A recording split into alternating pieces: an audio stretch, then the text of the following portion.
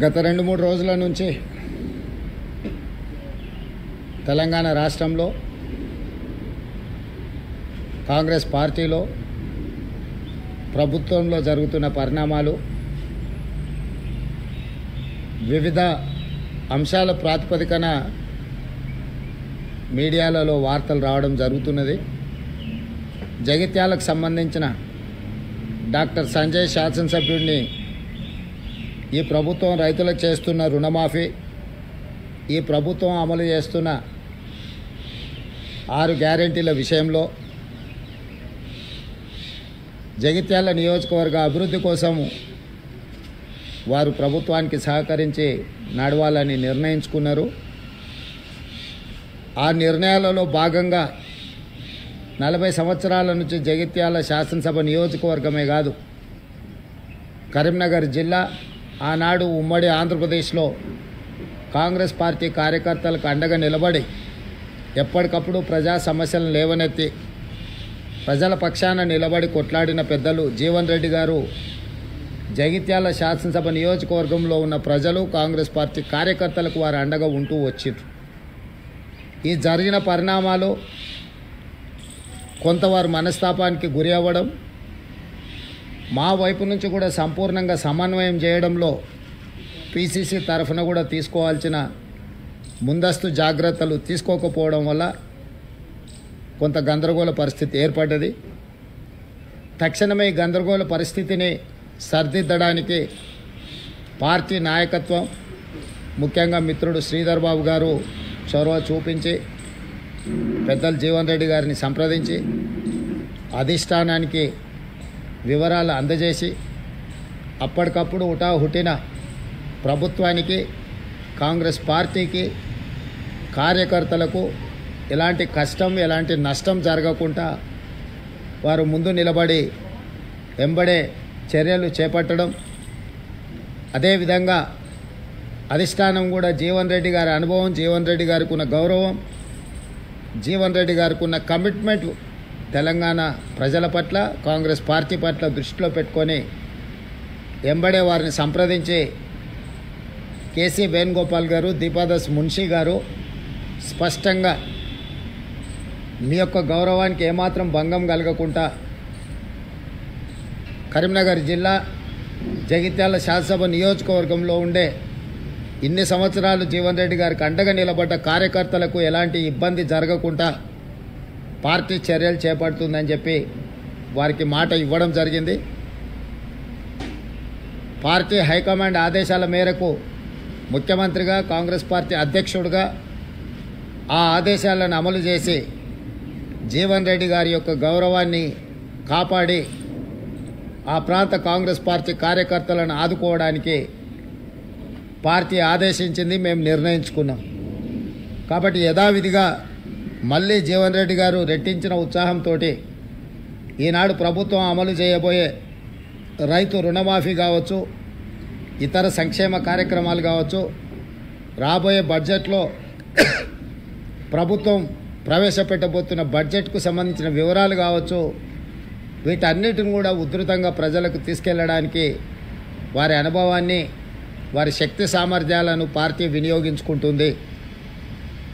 యథావిధిగా కొన్ని గోతికాడు నక్కలు ఏదైనా జరిగితే బాగుండు, లేకపోతే ఒంటె పెదాలకు నక్కలు ఆశపడ్డట్టు పెద్దలు జీవన్ రెడ్డి గారు చర్యల వల్ల కాంగ్రెస్ ప్రభుత్వానికి, కాంగ్రెస్ పార్టీకి నష్టం జరగాలి అని ఏవైతే గుంటనక్కలు ఎదురు చూసినాయో వాళ్ళకి పెద్దలు జీవన్ రెడ్డి గారు ఎలాంటి అవకాశం ఇవ్వలేదు. ఎందుకంటే వారి అనుభవం, కాంగ్రెస్ పార్టీ పట్ల వారికి ఉన్న కమిట్మెంట్ ఇలాంటి ఆశించే వాళ్ళకి అర్థం కాదు. కాబట్టి ఈరోజు మీడియా మిత్రుల ద్వారా తెలంగాణ ప్రజలకు, జీవనాన్ని అభిమానులకు, కాంగ్రెస్ పార్టీ కార్యకర్తలకు, ఈ ప్రభుత్వంలో, ఈ పార్టీలో వారి గౌరవానికి, వారి అనుచరులకు, వారి సహచరులకు, కాంగ్రెస్ పార్టీ కార్యకర్తలకు ఎలాంటి కష్టము నష్టం జరగకుండా పార్టీ చర్యలు చేపడుతుందని పార్టీ ఆదేశించింది, చేపట్టాలని చెప్పింది. అవి తప్పకుండా అమలు చేస్తామని చెప్పి ఈ సందర్భంగా మీ ద్వారా అందరికీ తెలియజేస్తున్నాను.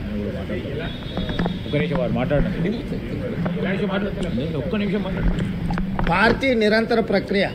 పార్టీ ఏ సమయం సందర్భం వచ్చినప్పుడు వారి అనుభవాన్ని ఏ విధంగా వినియోగించుకోవాలో తప్పకుండా వారి అనుభవాన్ని పార్టీ వినియోగించుకుంటుంది.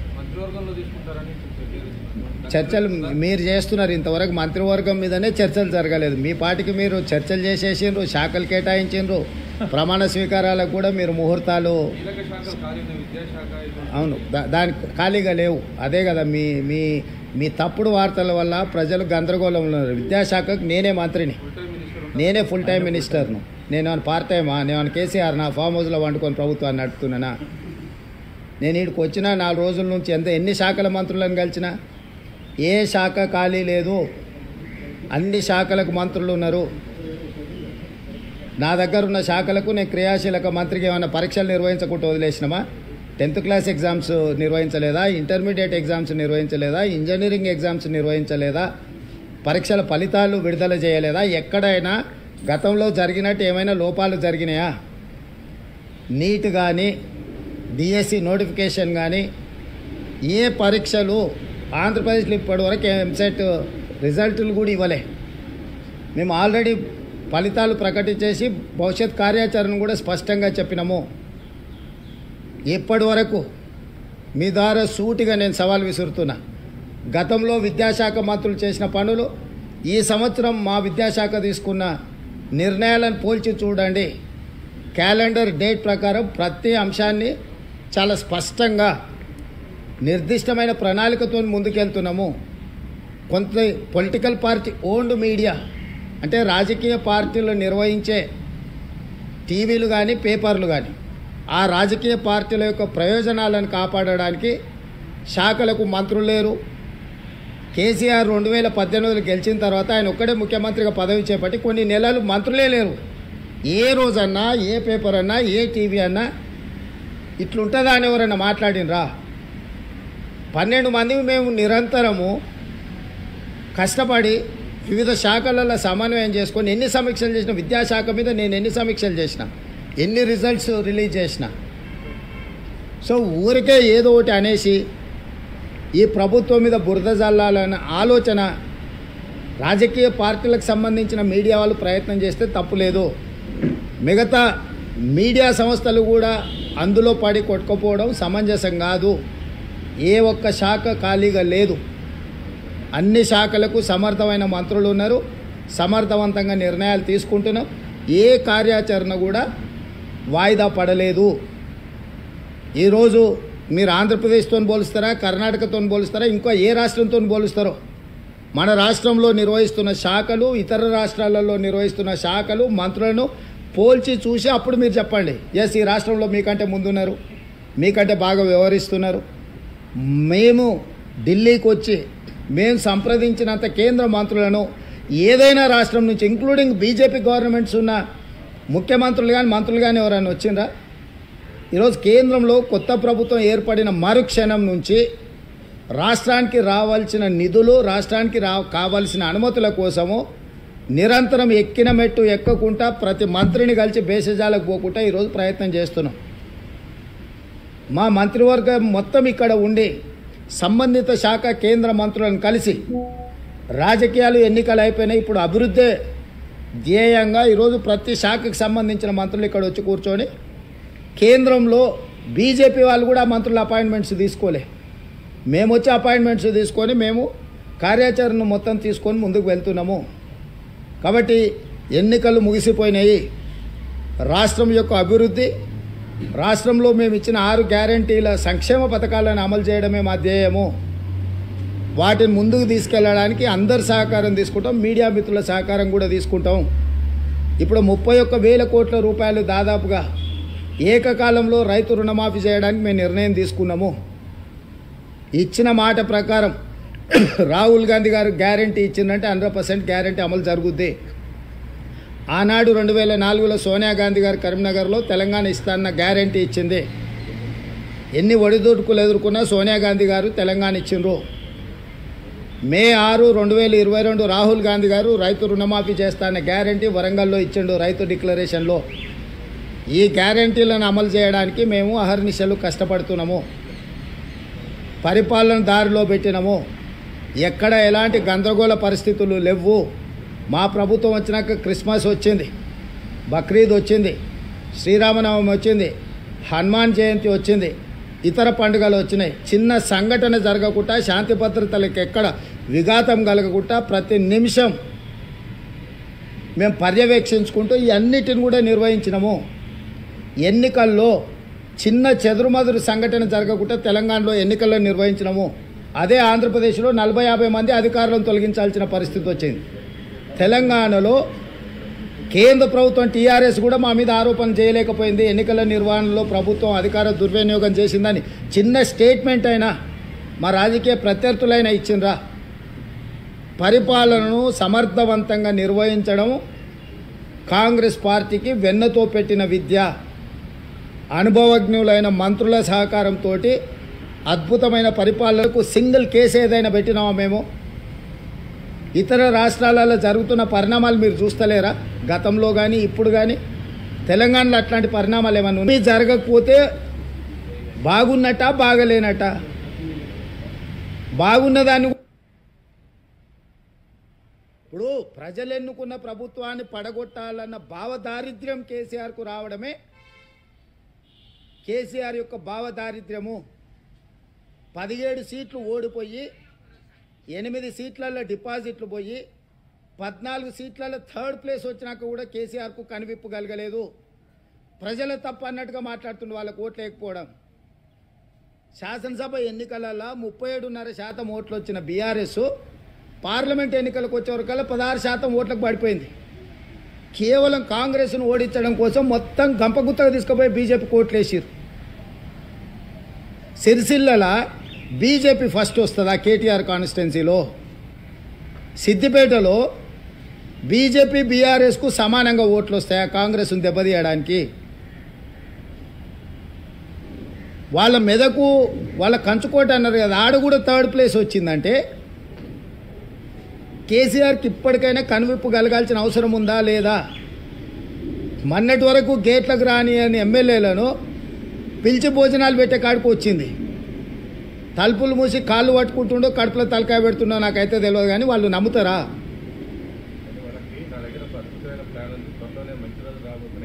గదే గిది పోయి మోడీ కాళ్ళు పట్టుకుంటాం, కడుపులో జోరుతాం, కాళ్ళ సందులో దూరుతాం, ఈ ప్రభుత్వాన్ని పడగొడతాం. ఇదే కదా ఈ పనికిమాలిన ఆలోచనలే కదా. ప్రతిపక్ష నాయకుడికి అసెంబ్లీకి రమ్మంటే రాడు, రాష్ట్ర అవతరణ దినోత్సవాలకు ఆహ్వానిస్తే రాడు.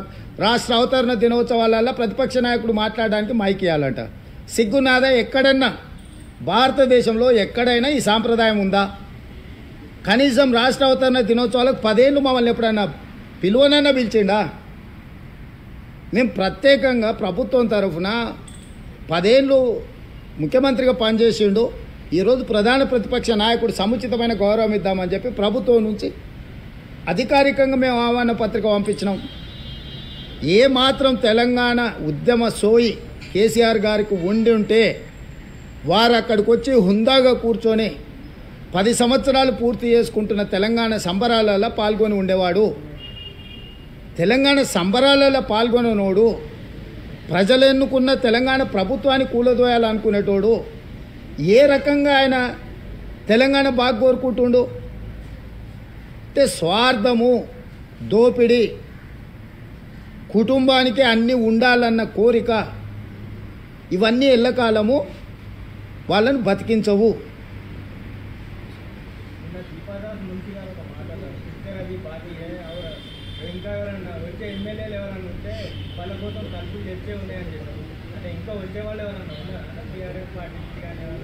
మీకెట్లా చెప్తాం?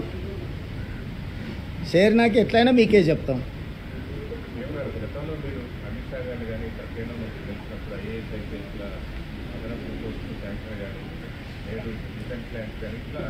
కేంద్రం త్వరితగతిన రాష్ట్ర ప్రభుత్వం చేస్తుంది చెప్తున్నారు. పని గత 4 రోజులుగా నా గడ్కరీ గారు కూడా మీకు చాలా గంట నష్టం సంబంధించారు. ఓవరాల్గా ఈ 3 రోజులు మీరు చేసిన ప్రతిపాదనలకి ఏ మేరకు కేంద్ర ప్రభుత్వం డెఫినెట్గా పాజిటివ్గా ఉంటుందని. ఇప్పుడు మీకు మన కంటోన్మెంట్ ఏరియాలో మనకి ఎలివేటెడ్ కారిడార్స్ ఉన్నాయి, అంటే రోడ్లు 25 ఏళ్ళ నుంచి పెండింగ్ ఉండే. మేము వచ్చినెంబడే రాజ్నాథ్ సింగ్ గారిని కలిసి అనుమతి తీసుకున్నాం కదా. చాలా వరకు కేంద్ర ప్రభుత్వం నుంచి రావాల్సిన నిధులు విడుదల చేయించుకున్నాం కదా. ఇప్పుడు కొత్త ప్రభుత్వం వచ్చింది, బడ్జెట్ పెట్టబోతున్నారు, ఫుల్ ఫ్లెడ్జ్డ్ బడ్జెట్. బడ్జెట్లో రాష్ట్రానికి కేటాయించాల్సిన నిధులకు సంబంధించి ఎందుకు ఇంత హడావిడిగా మేము వచ్చినాం ఈరోజు? తెలంగాణ రాష్ట్రం నుంచి అన్ని శాఖలకు సంబంధించిన మంత్రులం ఢిల్లీకి వచ్చినామంటే తొందరలో కేంద్ర ప్రభుత్వము బడ్జెట్ పెట్టబోతుంది. మనం ప్రతిపాదనలు ఇస్తే మనకు నిధుల కేటాయింపు కోసం బడ్జెట్లో నిధులు కేటాయించే అవకాశం ఉంటుంది. కాబట్టి అందరు కేంద్ర మంత్రులను కలిసి విజ్ఞాపన పత్రాలు ఇచ్చినాం. తొందరలోనే ప్రధానమంత్రి గారిని, హోంమంత్రి గారిని కూడా కలుస్తాం. రాష్ట్రం యొక్క హక్కులను కాపాడడానికి కేంద్ర రాష్ట్ర ప్రభుత్వాల మధ్యలో ఒక సత్సంబంధాలను కొనసాగించాలని మా ప్రభుత్వం అనుకుంటుంది. రాజకీయాలు ఎన్నికలు వచ్చినప్పుడు కాంగ్రెస్ పక్షాన ఎట్లా కొట్లాడాలనో ఆ విధంగా కొట్లాడతాం. మన ఎన్నికలలో చూసిండ్రు కదా. సో ఇప్పుడు పరిపాలన చేసే సమయం. అందుకే ఈరోజు మేము రేపు బడ్జెట్లో మన రాష్ట్రానికి అత్యధికంగా నిధులు ఇవ్వాలనే ప్రతిపాదన తీసుకొచ్చి ఈరోజు ఆ ప్రయత్నం చేస్తున్నాము. ఆంధ్రప్రదేశ్ పునర్విభజన చట్టానికి సంబంధించి కూడా సమస్యలు భావిస్తున్నారు. రెండు రాష్ట్రాల మధ్య సంబంధించినటువంటి సమస్యల విభేదాలకు కానీ పెండింగ్ పరిష్కారానికి రాబోయే రోజుల్లో ఎట్లా చొరవ తీసుకోబోతున్నారు? రెండు రాష్ట్ర ప్రభుత్వాల మధ్య గతంలో స్టార్టింగ్లో 2014 ప్రారంభంలో ఒక 2-3 సార్లు మాత్రమే చర్చలేదు. మళ్ళీ ఇప్పుడు ఆ డైలాగ్ ప్రాసెస్ పునఃప్రారంభమయ్యే అవకాశం ఉందా? రెండు రాష్ట్రాల మధ్య ఏ రకంగా ముందుకెళ్ళి? డెఫినెట్గా మా మంత్రివర్గంలో కూడా చర్చించడం. తొందరలోనే మంత్రివర్గం ఒక ఉపసంఘాన్ని ఏర్పాటు చేసుకొని పునర్విభజన చట్టంలో కేంద్రం నుంచి రాబట్టుకోవాల్సిన అనుమతులు కానీ, నిధులు కానీ, పక్క రాష్ట్రంతో సమస్యల పరిష్కారం కోసం చర్చలు కానీ, వీటన్నిటినీ ఇది నిరంతర ప్రక్రియ. మా ప్రభుత్వానికి ఎలాంటి భేషజాలు లేవు. నాడు జగన్మోహన్ రెడ్డి గారు ముఖ్యమంత్రి ఉన్నప్పుడు ఆంధ్రప్రదేశ్ భవన్ సమస్యను పరిష్కరించుకున్న మేము వస్తానే. నేడు చంద్రబాబు నాయుడు గారు ఉన్న వారు పక్క రాష్ట్ర ముఖ్యమంత్రి, వీలైనంత మేరకు సానుకూలంగా ఉన్న సమస్యలు పరిష్కరించుకుంటాం. ఇంకేమైనా మిగిలితే appellate authority government of India, government of ఇండియాలో కూడా పరిష్కారం కాకపోతే కోర్టులు ఉండనే ఉన్నాయి. సో వివిధ వేదికలను ఇరు రాష్ట్రాల సమస్యల్ని పరిష్కరించడానికి పక్క రాష్ట్రం అభివృద్ధి చెందితే మేము అసూయ పడేది లేదు. మా రాష్ట్ర అభివృద్ధి కోసం మేము అలసత్వం ప్రదర్శించేది లేదు. మా రాష్ట్రం యొక్క అభివృద్ధి కోసం నిరంతరం పనిచేస్తాం. నేను మొన్న చెప్పినా, నేడు చెప్తున్నా, రోజుకు 18 గంటలు మేము కష్టపడతాము. తెలంగాణ పునర్నిర్మాణాన్ని చేస్తాము. తెలంగాణకు ఒక మంచి రోల్ మోడల్ స్టేట్గా తీర్చిదిద్దుతాము. దానికోసం మేము నిరంతరం పనిచేస్తాం. ఇంకా చేయాలి. ఇప్పుడైతే ప్రాపర్టీ ఆస్తి పాపకాలు జరిగిపోయినాయి. ఇక ఇప్పుడు మొన్నటి వరకు ఎన్నికలు ఉన్నాయి. ఇప్పుడు నిర్మాణాలు ఎట్లా, నిర్వహణ ఎట్లా, ఏ విధంగా ముందుకెళ్ళాలనేది చర్చించి నిర్ణయం తీసుకుంటాం. చేసుకొని ఎవరి ఇష్టం మాంది. ఎవడో తట్టాడు, ఎవడన్నా తల కిందికి పెట్టి చేతుల మీద నడుస్తా అన్నాడు అనుకో, నేనేం చేస్తా? ఒడకని పిచ్చి ఉందనుకో, ఓడన్నా అంగిప్పుకొని తిరుగుతా అన్నాడు అనుకో, అంగిప్పుకొని తిరిగితే మంచిది కాదురా, తొడుకొని తిరుగు అంటాం. లేదు ఇట్లా అంటే పోరా నీ కర్మ అంటాం. 18 గంటలు నా రాష్ట్రం కోసం పనిచేస్తా అంటే ఎవరికి ఏడా నొప్పి అయింది? ఏం సమస్య? నాకు ఫామ్ హౌస్ లేవు, నాకు ఫామ్ హౌస్ ఉన్నా నాకు ఫామ్ హౌస్లో పండుకునే అలవాటు లేదు. కాబట్టి ప్రజలలో ఉంటా పనిచేస్తా అంటున్నా. నేను ఎవరికైనా ఏమన్నా నొప్పి అవుతుందా? రాసిండి కాదు, కమిషన్కు సంబంధించిన చైర్మన్ గారు వారి మధ్యలో జరుగుతుంది. అది కమిషన్ చైర్మన్ గారే జవాబిస్తారు. విద్యుత్తు మీద విచారణ కమిషన్ మేము ప్రతిపాదించలేదు. మాజీ మంత్రి జగదీశ్వర్ రెడ్డి గారు అసెంబ్లీలో విద్యుత్తు కొనుగోలు కానీ, విద్యుత్తు నిర్మాణం, సంస్థల నిర్మాణం, యాదాద్రి భద్రాద్రి నిర్మాణానికి సంబంధించి మాజీ మంత్రి జగదీశ్వర్ రెడ్డి గారు శాసనసభలో సవాలు విసిరి ప్రభుత్వాన్ని విచారణకు ఆదేశించండి సిట్టింగ్ జడ్జి చేత అన్నాడు. మేము తెలంగాణ రాష్ట్ర ప్రధాన న్యాయమూర్తిని సిట్టింగ్ జడ్జిని కేటాయించమంటే సిట్టింగ్ జడ్జిలను కేటాయించే పరిస్థితి లేదు, రిటైర్డ్ జడ్జిలతో మీరు వేసుకోవచ్చు అని అనుమతి ఇచ్చారు. రిటైర్డ్ జడ్జిలతో మేము ఇచ్చినాము. మేము వేసినాక దాదాపుగా 3 నెలలు టీఆర్ఎస్ కానీ జగదీశ్వర్ రెడ్డి కానీ ఏం మాట్లాడలేదు. ఎప్పుడైతే కేసీఆర్ గారిని వచ్చి వివరణ ఇవ్వు అని లేఖ రాసిండో ఆ తర్వాత ఇప్పుడు ఆరోపణలు చేయడం మొదలుపెట్టినరు. ఇప్పుడు నేను మీ ద్వారా చంద్రశేఖరరావు గారిని జగదీశ్వర్ రెడ్డిని అడుగుతున్నా, అసలు ఈ విచారణ కమిషన్ వేయడం తప్పంటుండ్రా? విచారణ కమిషన్కు వచ్చి చంద్రశేఖరరావు గారిని వివరించడం అని అడిగినందుకు తప్పు పడుతుండ్రా? లేకపోతే జస్టిస్ నరసింహారెడ్డి గారు దీనికి బాధ్యత వహిస్తున్నారు అనే దాన్ని తప్పుపడుతుండ్రా? వాళ్ళ మాటల్లోనే వ్యత్యాసం ఉన్నది. వాళ్ళకే సమన్వయం లేదు. వాళ్ళు దేనికోసం కొట్లాడుతున్నారో ఏం మాట్లాడుతున్నారో వాళ్ళకే తెలవడం లేదు. ఇప్పుడు మేము వేయలే, వాళ్ళు అడిగి వేయించుకున్నారు. వాళ్ళు డిమాండ్ చేస్తే మేము వేసినాం. ఇప్పుడు నిజంగానే ఒక ఆయన శ్రీరామచంద్రుడు, ఇంకొక ఆయన సత్యహరిచంద్రుడు అని నిరూపించుకోవడానికి అవకాశం వచ్చింది. నిరూపించుకుంటే అయిపోయాయి కదా. దీనికి ఇంత రాద్ధాంతం ఎందుకు? ఇప్పుడు జస్టిస్ నరసింహారెడ్డి గారు లోపాలేమని ఉంటే కేసీఆర్ గారు అక్కడికి వెళ్ళి అద్భుతమైన వాదనని వినిపించుకునే అవకాశం వచ్చింది. తెలంగాణ సమాజం కావాలంటే ఒకవేళ మిమ్మల్ని అందరిని రిక్వెస్ట్ చేస్తా, లైవ్ పెట్టారు. నరసింహారెడ్డి గారు విచారణ కమిషన్ ముందు వెళ్ళి చంద్రశేఖరరావు గారు తన అనుభవాన్ని, అద్భుతమైన వాదాపటిమను వారి ముందు ప్రదర్శిస్తే అవన్నీ టెలికాస్ట్ చేయండి, ప్రజలకు చూపించండి. తప్పేముంది?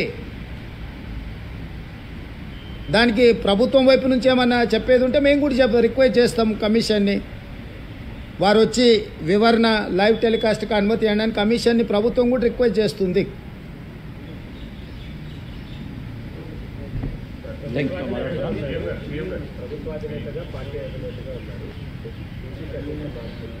నేను ఆల్రెడీ మీ అందరికీ చెప్పినా, మళ్ళీ ఒకసారి చెప్తున్నా. 2021 జూన్ 27 నాడు నన్ను పిసిసి అధ్యక్షుడిగా నియమించారు. జూలై 7 తారీఖు నాడు నేను ఛార్జ్ తీసుకున్నా. 2024 జూలై 7 తారీఖు 3 సంవత్సరాలు పూర్తి కాబోతుంది. ఒక్కసారి పిసిసి అధ్యక్షుడు నియామకం జరిగితే అది 3 సంవత్సరాలకు ఉంటుంది.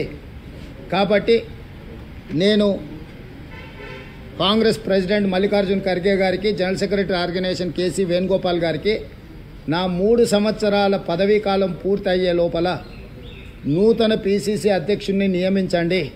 నా హయాంలో శాసనసభ ఎన్నికలు, నా హయాంలో పార్లమెంట్ ఎన్నికలు రెండింటిని నిర్వహించిన, వీలైనంత మేరకు అందరూ సహకరించారు. సరైన ఫలితాలనే ఇచ్చినామని మేము భావిస్తున్నాం. నాకు ఈ బాధ్యత నుంచి తప్పించి సమర్థవంతమైన వాళ్లకు సామాజిక న్యాయంతో పాటు కొత్త పిసిసి అధ్యక్షుడిని నియమించండి అని చెప్పి నేను ఆల్రెడీ అధిష్టానానికి విజ్ఞప్తి చేసిన. అధిష్టానం నిర్ణయం తీసుకోవాల్సింది. తప్పకుండా అధిష్టానం నిర్ణయం తీసుకుంటుందని నేను భావిస్తున్నాను. Thank you.